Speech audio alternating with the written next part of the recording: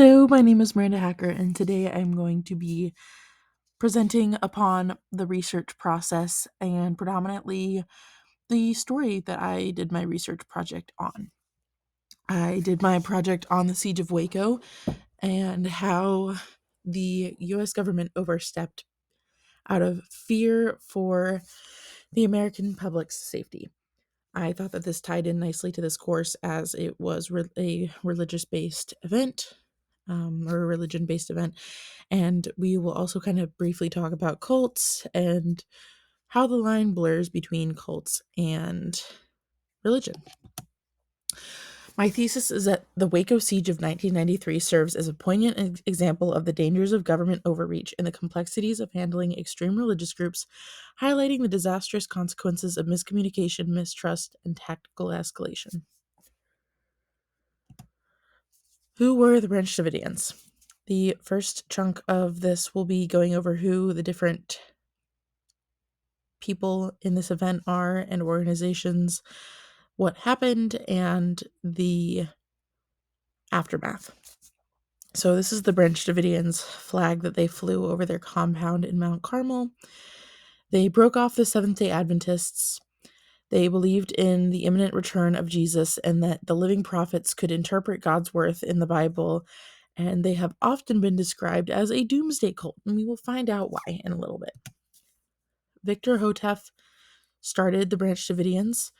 It broke off of the Seventh-day Adventist Church after he wrote a whole bunch about it. Was basically Martin Luther King's qualms with the church that happened with the Catholic Church, but this is what happened with Seventh-day Adventists. Hotef pointed out that he didn't like things and that he was starting his own church, thus starting the Davidians. Florence Hotef was his wife, as seen here on the right. I do not believe on the left is him. It looks like him. However, he died in the 50s, and this is not a picture from the 50s.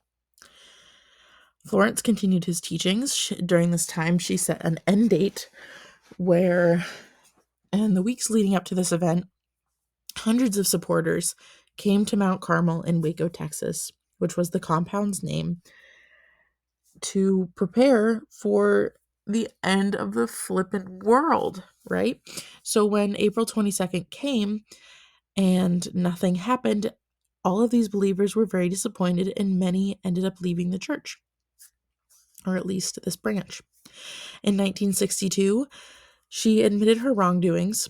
She disbanded her followings from the little bit that she had left and sold Mount Carmel to a man that then there ended up being a whole bunch of changes of hands with power.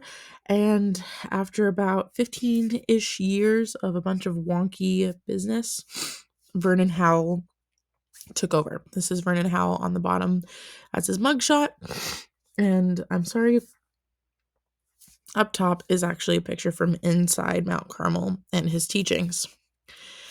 He was born in 1959 and he died at only 33 years old during the events of the Siege of Waco, which we'll get into. He claimed to be the final prophet.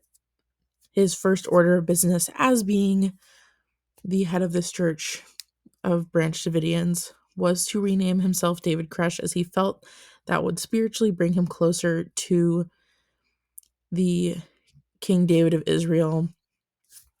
He believed it was a spiritual name change to somehow give him more power. He taught highly apocalyptic Christianity, preaching that the world was going to end. You needed to prepare for it. You needed to be better than your peers so that you survived and they did not. He also identified himself with the Lamb of Revelation 5. He was basically full of himself. The ATF, many people have heard of. They're the the Bureau of Alcohol, Tobacco, Firearms, and Explosives. They are in charge of conducting investigations for issues that violate federal law in regards to ATF policies. They seize items and guns. And their mission statement, as per their website, was to disrupt violent crime, enforce laws and regulations, and uphold the Constitution. I did not change this. This is the FBI. The FBI is self-explanatory, even with a photo that is this low resolution. They are the bad guy catchers. So, highlighted in the next two slides, the yellow parts are actions by the Branch Davidians, and the unhighlighted portions are the actions of the ATF/FBI/government.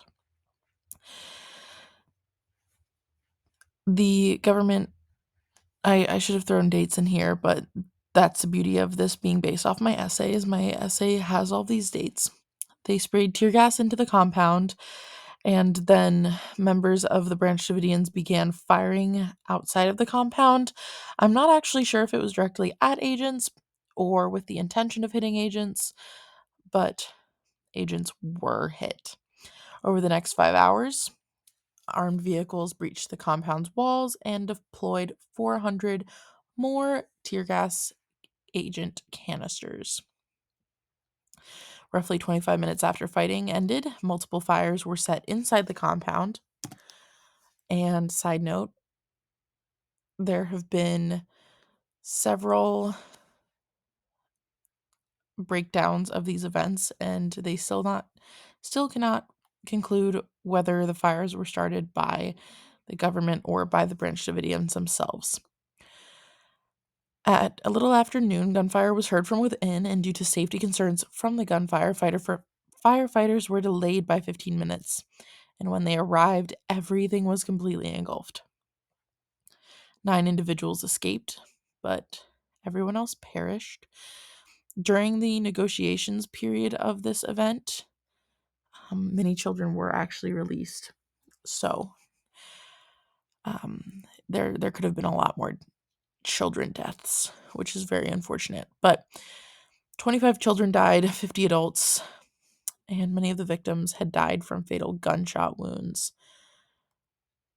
David Kresh was also found deceased, formerly Vernon Howell. So these are some images. The top 2 are both images of the compound. On the right is before it was burned down. You can see in the top right, they're flying their flag, the Branch Davidian flag. It was kind of neat to look at the structure once it was burnt down. I mean, it was obviously awful and atrocious, but they had a whole swimming pool and several other elements. Down here at the bottom left, and bottom right, you see a lot of the protests that happened. The biggest concern was that this was all government overreach, because even though the Branch Davidians were legally selling firearms and they had obtained permits, there was concern by the government that the Davidians were also stockpiling weapons unnecessarily, and also that there was child sexual abuse happening inside of the building, because Koresh prophesied that he must marry all women who were Branch Davidians, and some of those women were as young as 11 years old. So, no, I do not condone child assault, of course. And so it's still very heavily debated to this day of if the government overstepped or not with intervening in this. Protests on the bottom left and right. In the middle is a photo of the sheer amount of gunfire that's just one of the building walls. This is another big one. Again, the big discussion was, yes, these were clearly bad guys, especially in the regards to sexual assault. However, was this warranted? And were the 75 deaths worth it? People still discuss this to this day. That is the summary of it. I highly encourage you read my essay. Thank you so much. Have a wonderful evening.